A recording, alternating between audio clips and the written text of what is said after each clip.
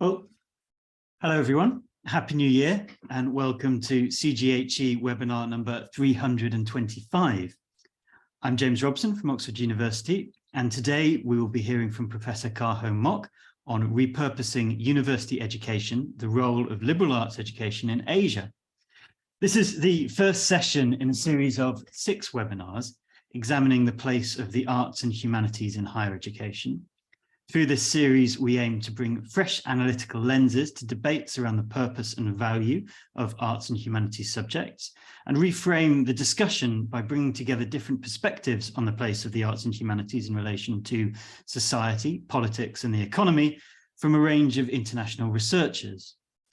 This series has been put together by Ho Mok, Simon Marginson, and me, and I'm delighted that Ho is able to start us off with his talk. Professor Mok is Vice President and concurrently Chair Professor of Comparative Policy of Lingnan University, and he leads CGHE Project 10. He researches and publishes on higher education policy and governance, comparative development and policy studies, and social development in contemporary China and East Asia. Now, before I hand over to Ho, there are some brief housekeeping points to mention. This webinar is being recorded and will be posted online on the CGHE website tomorrow morning. A transcript of the chat function conversation will also be posted. In addition, the webinar will be shared in audio form on the new CGHE podcast, which you can find on Spotify and a range of supporting platforms. Please keep yourself muted unless you've been asked to speak or ask a question. There's no need to have your video on during the webinar, but please do so when asking a question. We recommend using the speaker view so you can more clearly see who's talking. Now, to ask a question, use the chat function and write out the question you wish to ask. At the end of the presentation, if your question is selected, you'll be invited to ask it yourself directly. When invited to ask a question, please unmute yourself, switch on your video, and state your name and where you're from. Now, I'll pass over to Ho for today's webinar. Ho, the screen is yours.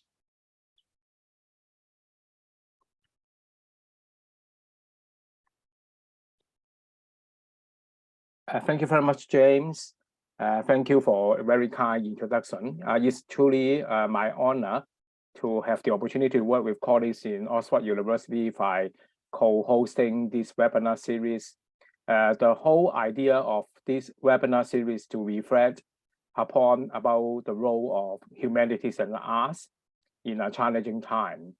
So my sharing today would like to take the focus, as the title suggests, repurposing about university education by having a critical examination about the role of liberal arts education with focus on Asia.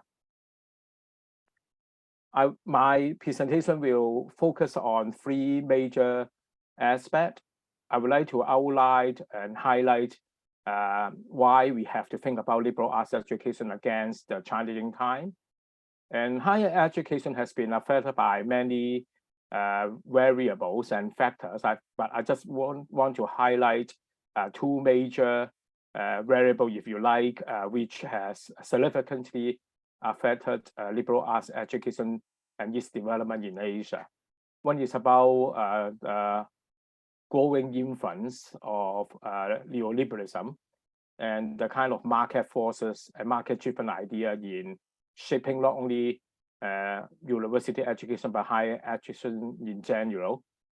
And most recently, I think higher education has been significantly influenced by the growing impact of geopolitics. And by looking into this important challenging variable, I would like to highlight about the importance of liberal arts education against the challenging time. The second half of my sharing tonight will be sharing about, as the member of Lingnan University, we would like to share with you about the institutional responses by also making reference to some of the Asian universities. They are also keen about liberal arts education. And with the reflection about the university that I've been serving in, and I would like to share with colleagues about reflecting about the role of arts and humanity in the, I think, a more STEM-dominated era. So talking about the challenging times for higher education, I think we cannot underestimate about the impact of the economic purposes. And people talk a lot about the values in higher education. And even one of the classical stories coming out from the US is about liberal arts education. Some people doubt about the values of liberal arts colleges in the US, questioning about the role of humanities and arts. And more leaders put more emphasis on economic purposes when they talk about education, talk about how to prepare students for the professional world. And at the same time, I think there are a few major contextual factors which has affected education, higher education in general. The importance being attached to STEM subjects. And we are living in a STEM-dominating discourse. And people, especially in the last few years, when we are still facing the challenge of the COVID, people in higher education has been talking about in what way we can make use of the digital dimension to digitizing higher education. And some commentators even believe a digital world can replace the human dimension of higher education. And because of that, I think we have to look into the importance about the arts and humanity, especially when we try to put more emphasis and the core investment for STEM-related subjects. And as I mentioned, I think this seminar series come out for a very important background. It's about the emphasis on economic purposes and vocational training.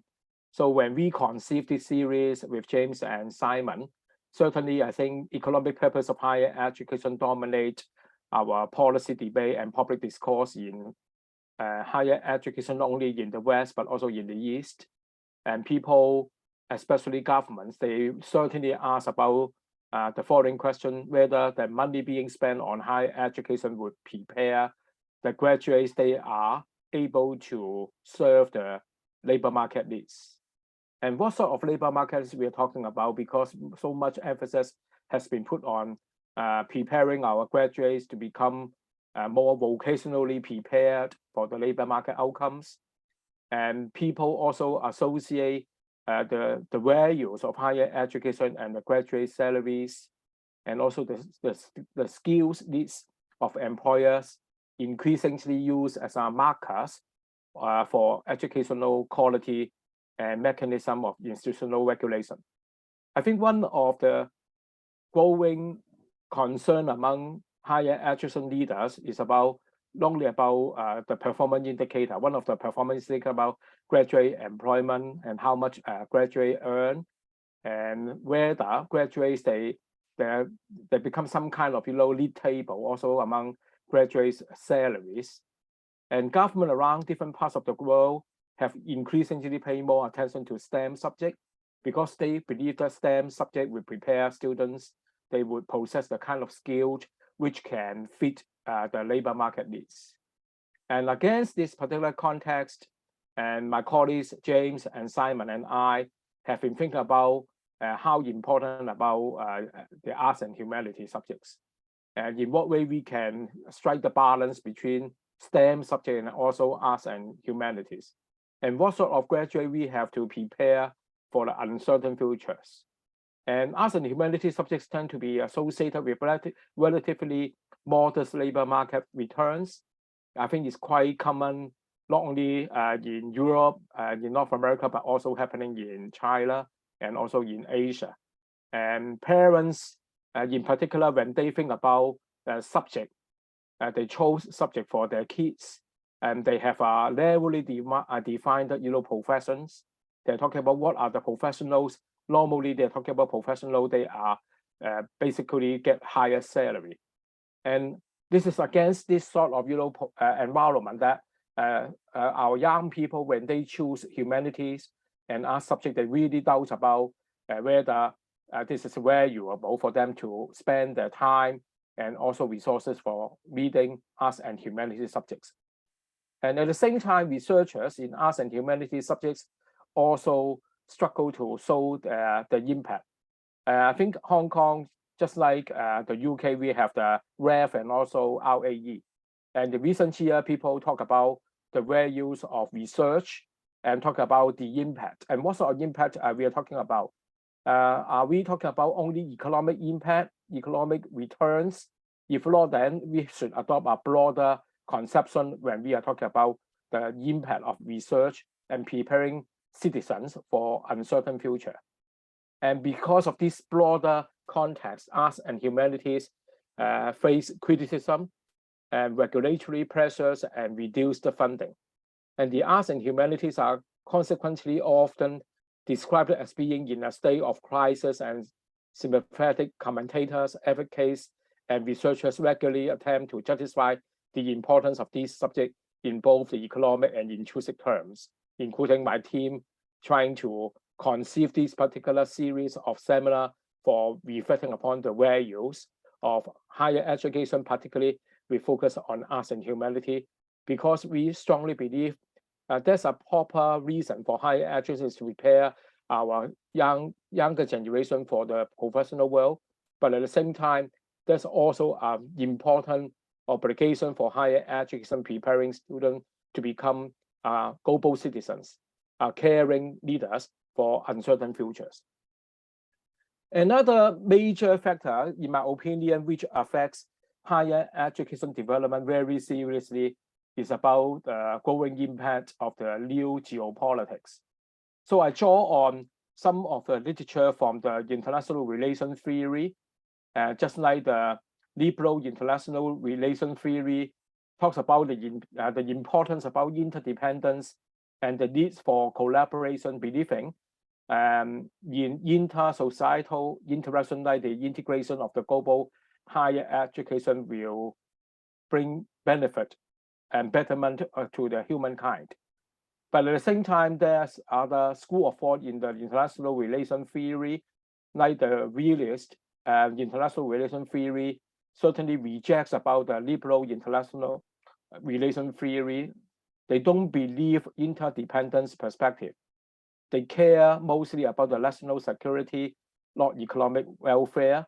And also this realist IR theory cares about who gains more than cooperation. And due to their relative gains concern, states are motivated to serve cooperation with others, even moving towards different kind of relationship. I think this sort of realist international relation theory can highlight about what happens in the world, especially in Asia and in my country. We see about the tension between China and the West in the last couple of years, when the growing impact of LeoGeopolitics. And certainly, I think the LeoGeopolitics would certainly ask a question for myself as an educator in higher education. Will LeoGeopolitics reverse the globalization of higher education? I think certainly, like Huntington has mentioned, the clash of civilization, and we need to work together to understand cultures, to appreciate about we are living in globalization, we are different. But in what way we have to prepare our people, our younger generation, to appreciate the reality that we are different, but embrace diversity. But in the last couple of years, we see about a decoupling trend, and with the context that placing more geopolitical factor in higher education, in promoting collaboration, like the U.S.-China relation pursuing a decoupling trend, not only in the economy, but also in higher education. And the driver is U.S. concerns of the relative gains, similar to the realist IR theory, because their fear of the working with China would enhance China's relative gains, and then bringing potential risks of the U.S. relative decline. And there's a popular thinking among people, the world leader thinking in this way. And so it is common to see about the U.S. limits the bilateral relationship in the higher education domain. And we also find evidence showing in the last couple of years that, Chinese students getting the visas to study in the US has been a kind of challenge. The state's interest shape the inter-societal relationship, which not favoring inter-societal interaction, which is very different from the talking about the importance about interdependence and also going for globalization of education. With these challenging broader political economic context, I think it certainly bring a lot of insight for us to reflect about the role of higher education. So what with these new geopolitical challenges to higher education? I think certainly as educators, as researchers, as people working in higher education, we have to ask ourselves, one of the major core for doing education, doing justice for our future generation is to prepare them to be aware about the world we are living in diversity, but how we can prepare our students to embrace diversity. And if we are living in a divided world, in what way education to bridge the gap will become something that I think we have to think about the important being attached to humanities and arts for promoting better understanding about civilizations, cultures, history, and also the indigenous part of our different systems around the world. The new geopolitics and international higher education has also raised a lot of concern because that's bring about the potential risks of the reversal of globalization and internationalization of higher education. But before the impact of the growing impact of geopolitics, indeed in the last 10 years or so, I also observed and my team has been working on internationalization of higher education. One of the major observation generated is about people become to question about the value of international education. And one of the arguments is for people, they are able to travel around the world for having international learning, more, privileged classes. So people become to talk about, that's favoring about the elites and marginalize those people coming from less fortunate environment or socio-economic status. So it's certainly with the intervening variable, if you like, the new geopolitics being played up by different systems around the world, it certainly affects about student mobility and mobility of talents. It certainly affects about knowledge exchange, talent circulation, and brain circulation, which is not a good sign. And the COVID also caused a lot of closure of systems and the border control in the year ago, but now it's becoming better, but it has a negative impact on scientific research and barrier for human betterment. Especially, I think this COVID-19 pandemic has taught us to be humble because we need to work together across border, across professions, across discipline to work together for finding a better solution for addressing about the global health crisis. And we have to admit that we are living in a multipolar world, and in what way education can help our future generation, not only about the younger generation, but also prepare education for all ages, different age cohorts. They be aware about the reality. We are living in a multi-polar world, and also we are living in the world of differences, and in what way we can work together for promoting more deep understanding, deep collaboration, and enhancing our communication for peace. So this is an important, area that the role of education should think about. And by reflecting upon the role of arts and humanities disciplines, I think certainly we have to go beyond economic purposes by nurturing talents for uncertain futures. Well, I would like to acknowledge that higher education has a very important role to prepare our generations, our students, our young people for future labor market. Don't misunderstand that this is not important. We acknowledge the importance about the economic purposes, but we shouldn't only focus and solely consider this is the only purpose for university education. We should not ignore the equal importance for higher education and university education by the following aspect that I think I would like to highlight for consideration and for conversation. We need to prepare our future leaders. They care about the world with a global vision. And education, I think this is important, especially the role of humanity and arts will prepare students to know about culture, history, and broadly define the humanities subjects. And they will become more aware about the importance about caring and take up the responsibility as a caring leaders. They act responsibly and managing changes from a humanitarian orientation. And we also need to rethink about the role of higher education for preparing our students for futures, because we are thinking about the future. They are very uncertain. Jobs are available today, but who can tell us the jobs today we have would have the similar kind of jobs, and job changes, and we need to prepare our students with broad knowledge base and engage our students for lifelong learning. And our education should prepare for students not only for hard knowledge, but prepare them for having the transferable skills. And to the role of humanities and arts, and especially I think liberal arts education is concerned about the students, preparing them to become responsible citizens. They care for the human betterments. And we need to create an environment, an ecosystem, and the higher education system which can enhance our student capabilities and capacity for managing changes, and they can face the changes and respond to the changes sensibly, and support them as ambassador for promoting peace. And they can act as a conflict mediator if they can know about the different cultures, if they appreciate about us and humanities broadly defined subjects. They can appreciate the importance about accepting we are different, and they become more tolerant, and they can act as a conflict mediator.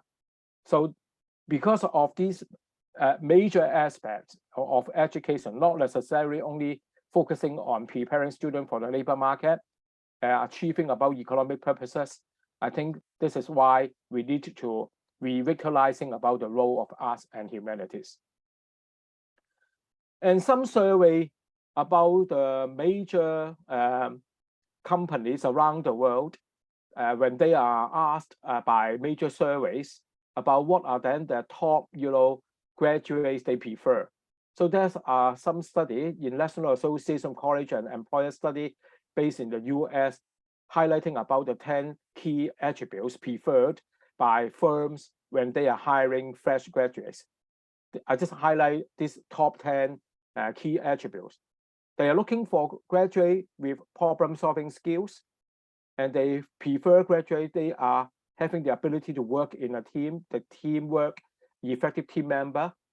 They very care about the communication skill, not only written, but also the verbal skills. And they talk about the importance about leadership, strong work ethics, and they also look for graduates having the analytical and quantitative skills.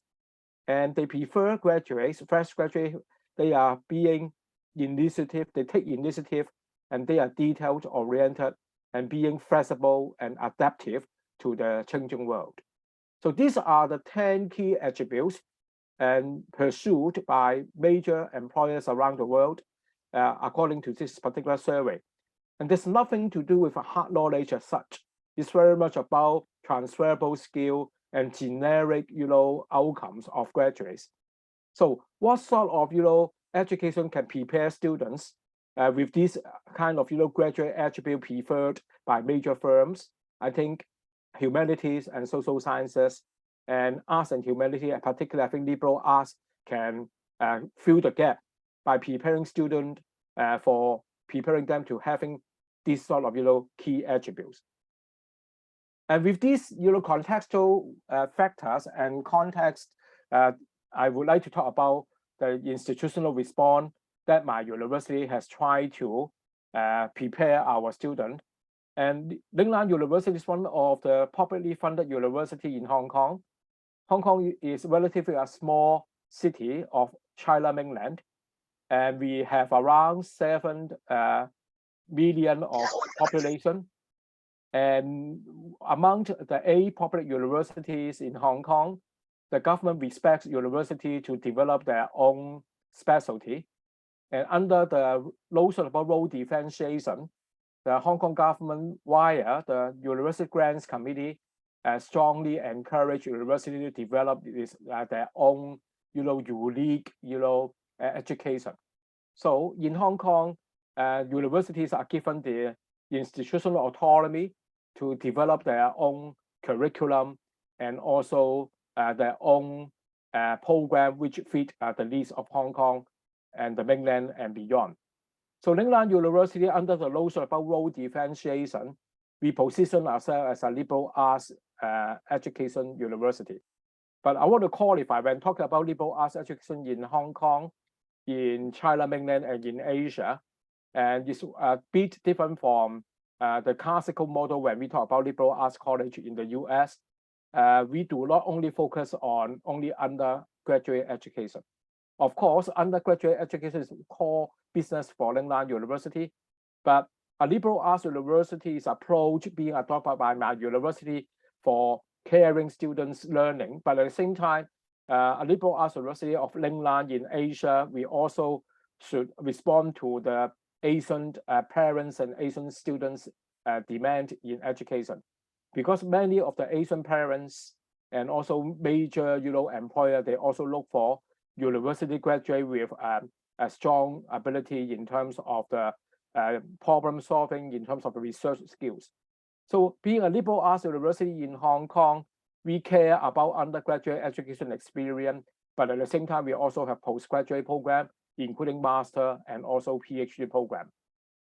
And we put equal emphasis on student education experience, but also research.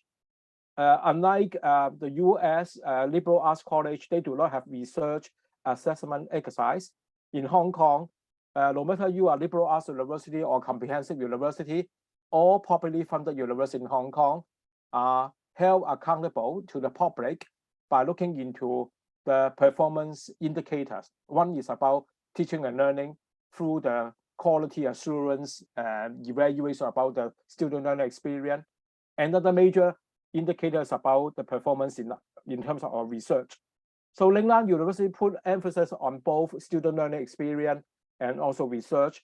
But being a liberal arts university, we put research is not only for ranking, research is to enhance student learning and make students curious about scholarship and inspire our students, to pursue research-based studies. So at Lingnan, I would like to share about the institutional response by addressing about the challenges I just outlined above. There's a core mission of Lingnan University's liberal arts education is to prepare and nurture our caring leaders with global vision in supporting the UN SDG.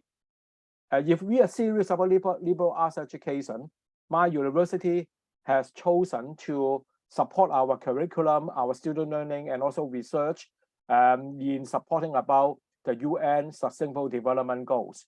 Especially one of the core goals is about the quality education SDG number 4. Core to the quality education SDG number 4 is about inclusive education and creating an environment which can welcome students from all backgrounds and creating the opportunity for inclusion, for inclusive education, and make sure students, they are given the opportunity without discrimination. So my university's commitment to UN SDG, when we are developing our curriculum, the student learning experience, our research program, one of the guiding architect, if you like, is about the Sustainable Development Goals. And talking about the liberal arts education in Lingnan, these are a few key highlights here. We care about our students, not only preparing them to become caring leaders, but they also become caring professionals with a global vision. Because Hong Kong is an international city, we very much values about students' international awareness. And without the COVID, we send out students, and at least about 80% of our undergraduate students throughout their undergraduate program, they would enjoy about at least one semester exchange on international learning and regional engagement experience. And because preparing students for board-based education is important, we strongly believe in interdisciplinary learning environment, and we offer students a board-based curriculum. They can have more choices, especially in the first year. They did not, focus on their major, and they offer our students to a board-based education. They have choices in their curriculum. And whole person development is core to our liberal arts education at Lingnan. We care about students' whole person development, the character building. And as I mentioned, Hong Kong being an international city, we have to ask ourselves what sort of attributes that we have to prepare for our students. We have to make sure students have the international learning experience.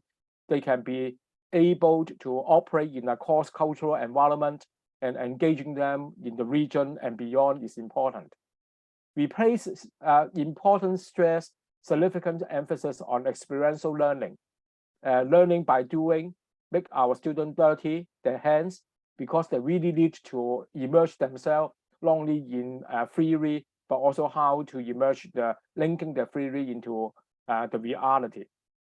Through our program, every student in our undergraduate program has to have to pass a graduate employment.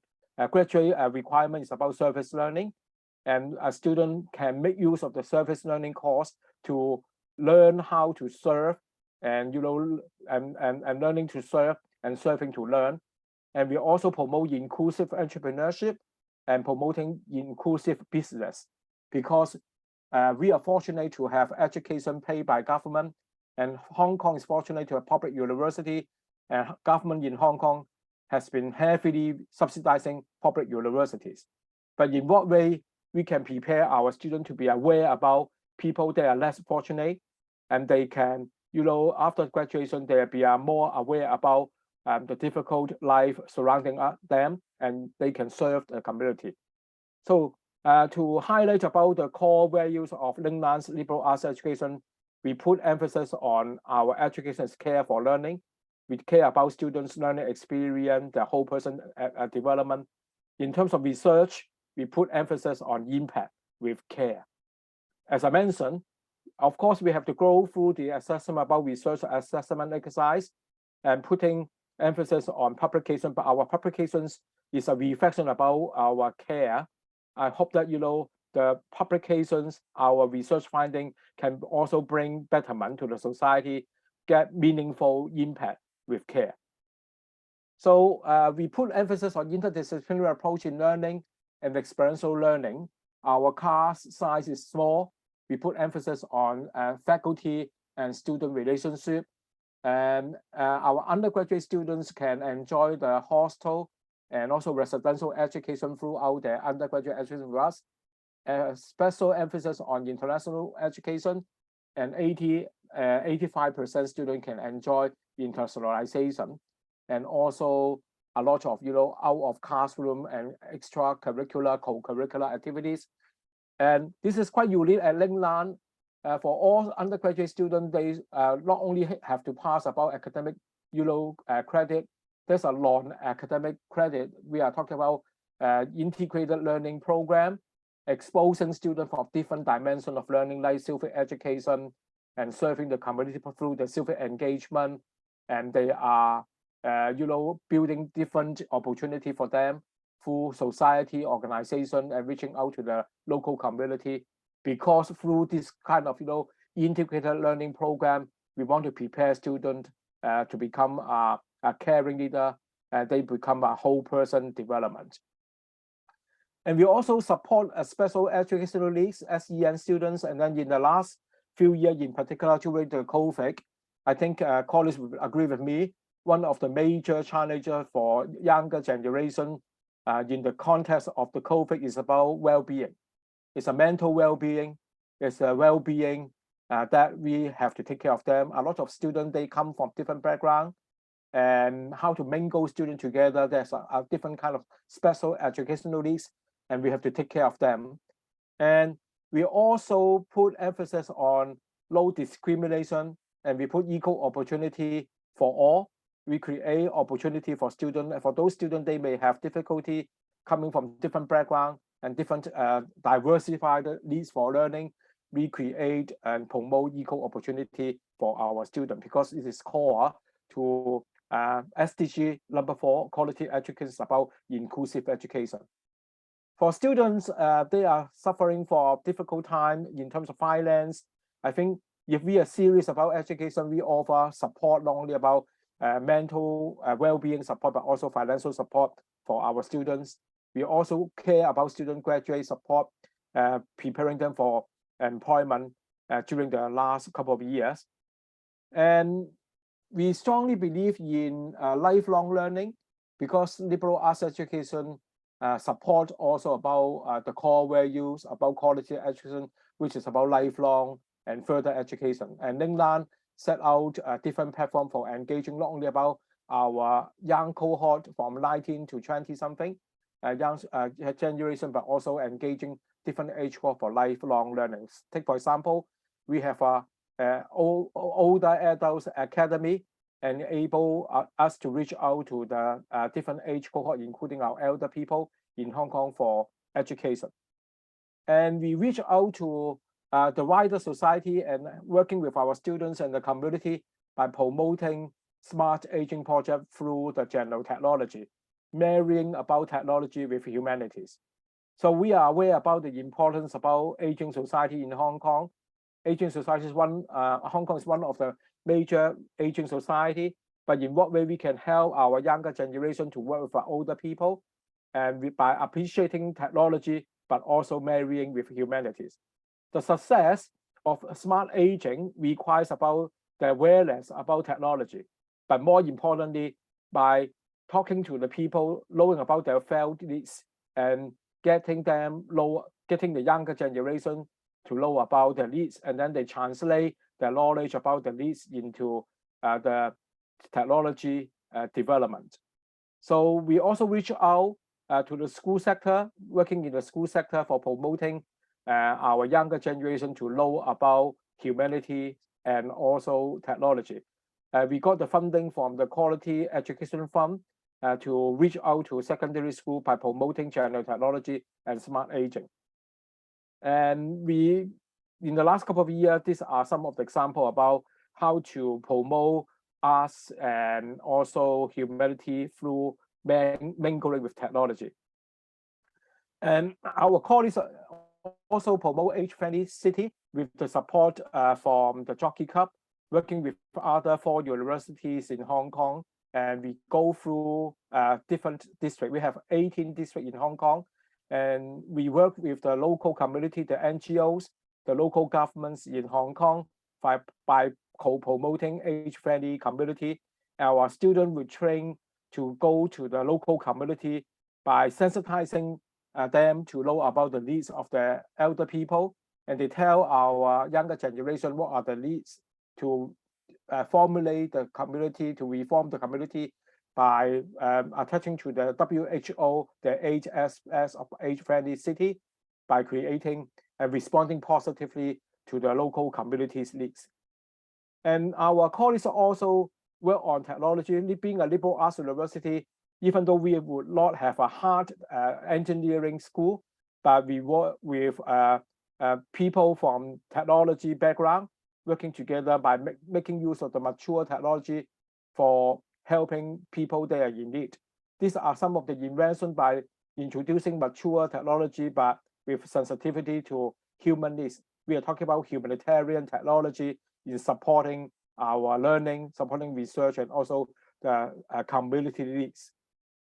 And together, we make use of the higher education system and working across different stakeholders, including the government, community and NGO, the school sector, business sector, and social enterprise, and of course, university, by co-creating a more sustainable ecosystem for preparing our friendly city and aging society.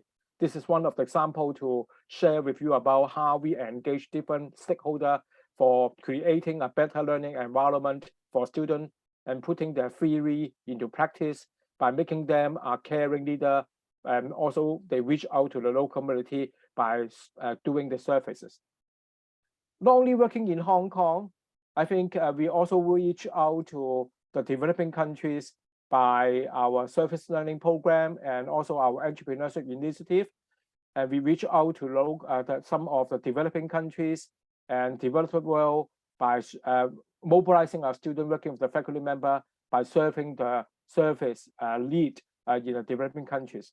So I'm happy to share with you when students, after joining this kind of service learning trip, having the services internationally, many of the young kids coming back to Hong Kong, they appreciate how fortunate they are in Hong Kong. And Hong Kong being an affluent society, the government give a lot of resources for supporting higher education. And through the support from government and also our donation and different form of support, and students can go around the world to serve. And after this kind of service learning courses, they reflect upon as a citizen, as a global citizen, what they should do in future. And the most rewarding experience when hearing students learning reflections, they share with us how they values about this sort of experiential learning experience, and they also go deeper about themselves as a citizen, not only for Hong Kong local community, they care the world, and this is reflecting upon the importance about arts and humanity when we integrate in our program through the service learning program. As I mentioned, our education is one of the core business of liberal arts education, but more important of all, we have to prepare our students to do serious research. Our research is with impact and impact with care. And we offer a lot of learning experience for doing research teamwork, because one of the attributes preferred by major firms around the world is about the problem solving skills. And students, they can work in teams, and students, they would have the kind of analytical and quantitative skills. So we engage our students working with them for doing research together. And our professor opened their research project by inviting not only about the undergraduate students, but also the postgraduate students working in teams for identifying problems and working together for solving the problems through research projects. And not only talking about the experience in Lingnan, because we know that liberal arts university and the role of arts and humanity has been questioned. So since 2017, my university advocated to found some sort of alliance. So since 2017, we advocate about the launch of the Alliance of Asian Liberal Arts Universities by co-promoting liberal arts education, indeed arts and humanity, through our regional collaboration networks and inter-university collaboration. I'm happy to share with this alliance, starting from 2017, we had around 15 founding members, but the number of partners and members has grown from 15 to 28 members from 2017 to 2023. Our major members for this alliance come from my country, mainland China, my city, Hong Kong, and Taiwan of China, Japan, South Korea, India, and Thailand. This truly a kind of collaboration across Asian universities.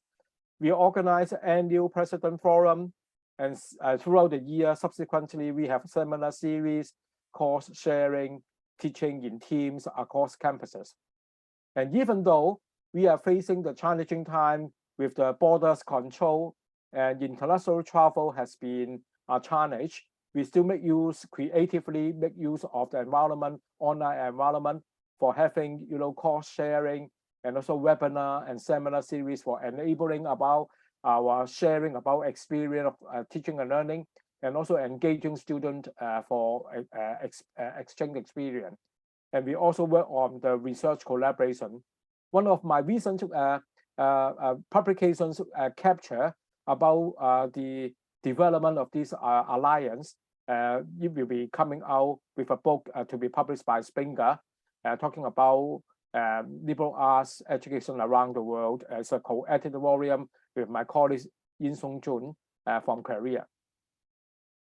And talking about the experience in Asia, I think we require regional collaboration, because working together for co-promoting arts and culture, arts and humanities is important, especially when liberal arts education hasn't been recognized so significantly, when people put so much emphasis on STEM education. We also work closely with international partners, including CGHE. I'm thankful for James and also Simon for working with Lingnan and other universities together for exploring issues related to higher education globally. And we also work with other institutions in the UK and promoting inter-university collaboration research for making people more aware about the importance about humanities and arts. And we also engage students for international learning. So I want to conclude by saying liberal arts education, or broadly defined the role of arts and humanities, is still very essential, because we go back to ask ourselves what sort of attributes of graduate we are looking for. And we need to prepare our students for uncertain future, and what sort of learning environment that we have to create for our students.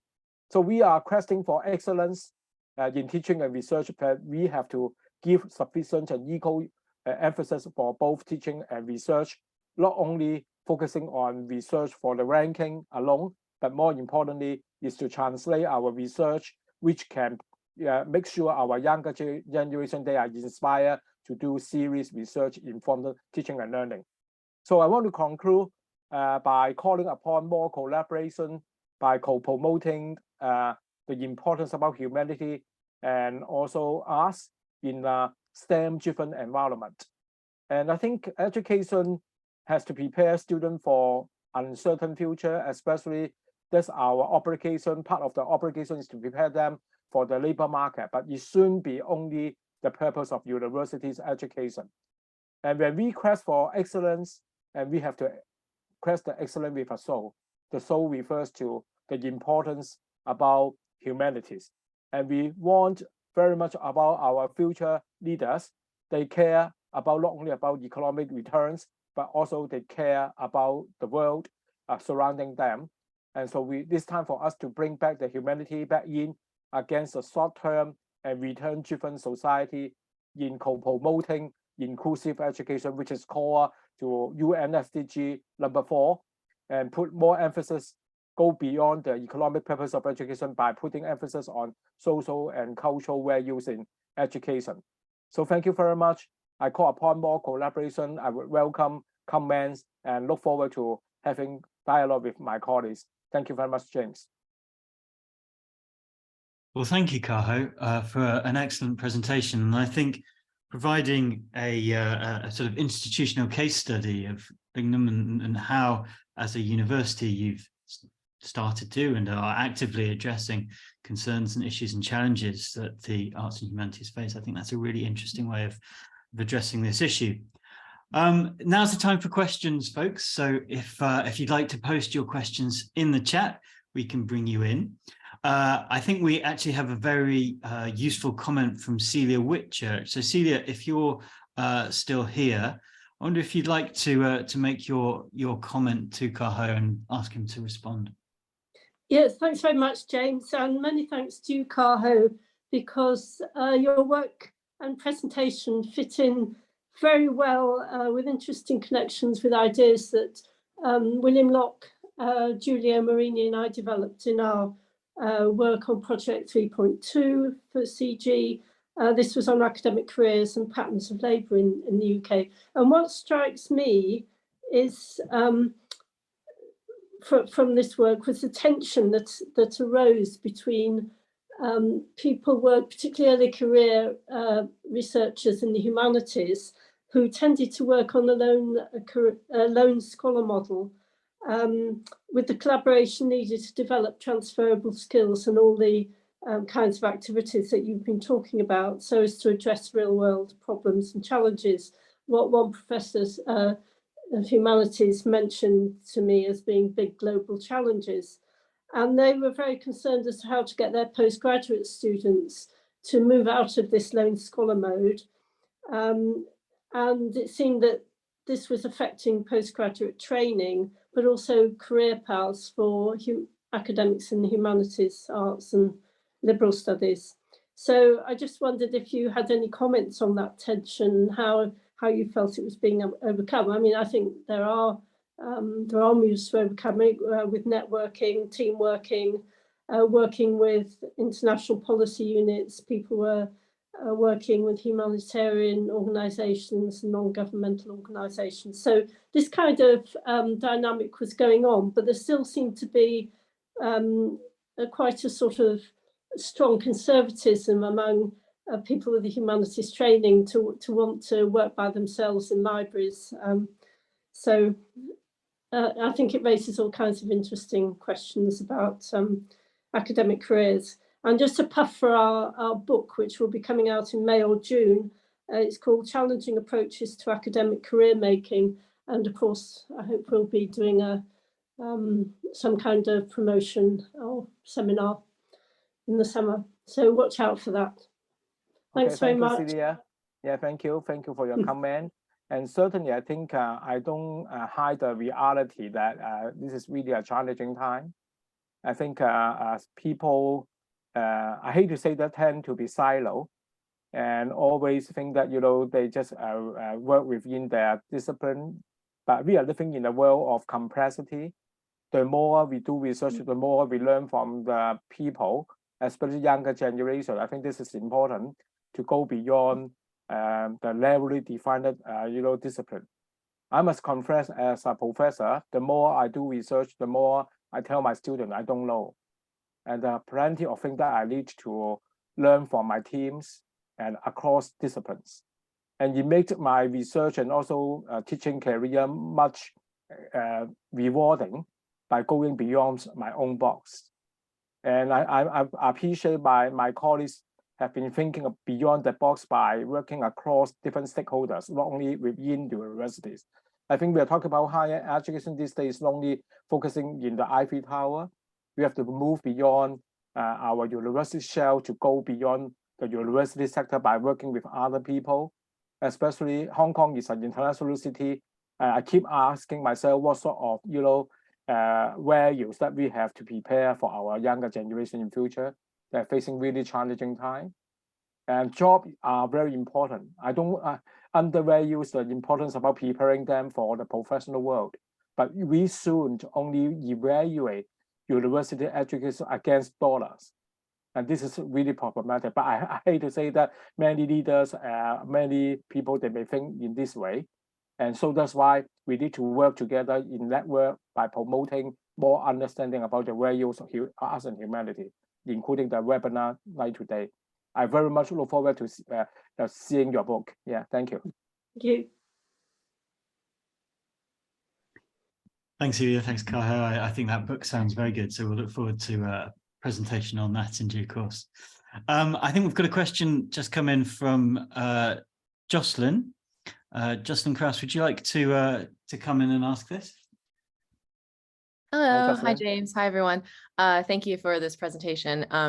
I'll, instead of reading my question, I'll try to summarize it here. So very interesting presentation. As an American who went to a liberal arts college, I'm very interested in the push and pull of this, especially because I recently graduated from the higher education master's that James leads and was studying entrepreneurship at universities. And so I really enjoy thinking about the push and pull between liberal arts and entrepreneurship. And I'm wondering, how has it been done at Lingnan University? Really, what were the decisions there? Is it mostly extracurricular? What has the reaction been from students or from employers, especially, or from professors?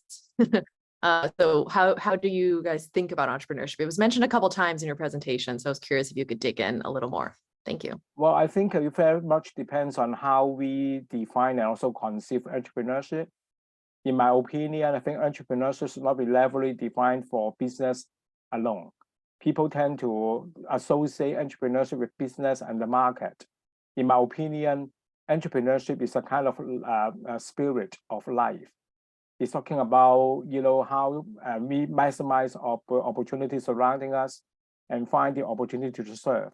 So in Lingnan, I'm thankful to my team working on inclusive entrepreneurship and not necessarily making money, but also promoting human betterment. And they can make use of the knowledge and the skills and right kind of a set of skill for reaching out to the broader society, for serving them, and by promoting the entrepreneurial activities in the local community. So they are not doing business for the sake of money alone. They are also make use of the inclusion in promoting entrepreneurship. I hope that every student of mine would be entrepreneurial, because entrepreneurial is so important for taking risks, but calculative risk. But I think always challenge our own box and go beyond our envelope. I think this is the ideas that we are promoting, and we are happy that because we have a lot of good partners in the local community and business sector, we work together for co-creating the learning opportunity for our students. But to be frank, at the beginning, faculty were very skeptical, but the more the university have to work out some kind of administrative support by linking them to the people with the like minds, and also setting out about the platform for making sure they do not do unnecessary admin work. Then they appreciate, especially after seeing students, they refer about the learning through working with different stakeholders in the community and the business sector and beyond. Then they appreciate, oh, when students learn a lot and they benefit from the learning experience and also benefit from the research experience. So more people are allowed, they have more buy-in in terms of entrepreneurial related activities at Lingnan. Thank you. That's great to hear. Yeah. Thank you, Justin. Thanks for the question, Jocelyn, and good to see you again. We have a question from Anand Chen. Anand, would you like to come in? Yeah, thank you. Thank you, Professor Mok, for the presentation, which is very thought-provoking. And I'm currently, my name is An. I'm currently a third-year doctoral student in UCL. And my research focus is on the internationalization of higher education. So I got a very quick question regarding this issue. So I've learned from your presentation that Lingnan University pays strong attention to international higher education, especially when Hong Kong is a very international city. However, actually, most cities in mainland China are not very international, especially not international as Hong Kong. So actually, I'm wondering, do you have any policy recommendation for universities in mainland China to better promote internationalization for students, instead of simply recruiting international staff and international students? So because such policy has been proven to be not effective. Yeah, that's it. Thank you. Yeah, I think mainland better than me, but my humbled recommendation would be, I think we need a kind of ecosystem which is conducive for creating the environment which is good for promoting international learning experience for students. I certainly agree with you that I think the mainland government has been very active and proactive by recruiting international students, international faculty member. But how to integrate the international student and faculty member with the local will require a lot of attention. But it doesn't mean that Hong Kong is always successful. We also find some challenging time to integrate the local with the international one. So, but I think because Hong Kong's history and experience before, we are more open to international connectivity.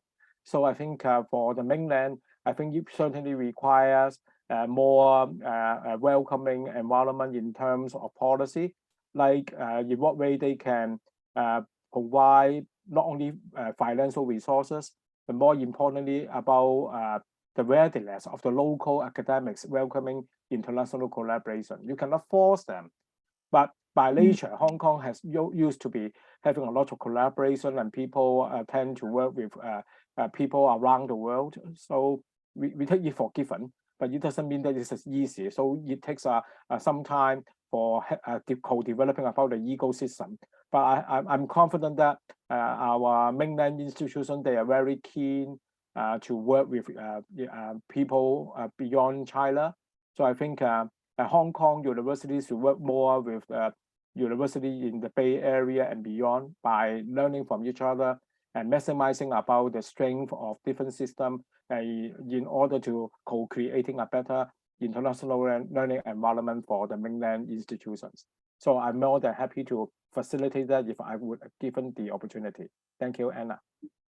Thank you. Well, thank you, Kaho. Thank you, everybody, for your questions. I think we've probably reached the end of the session for today. So I'd like to thank you again, Kaho, for a fantastic presentation. I think the comments show that everybody really enjoyed everything that you had to say. And you know, it has been a really rich experience. So thank you, and thank you to everybody for your questions. Now, this is just a quick reminder that this is the first of a webinar series examining the place of the arts and humanities in higher education. So do sign up for the remaining 5 sessions. The next one is on Thursday, where I'll be talking about resilience, flexibility and normativity, rethinking the role of the humanities in the economy. So I do hope you'll join us then. Thank you again. Thank you. Take care. Thank you all. Thank you, James. Thanks, Kaho.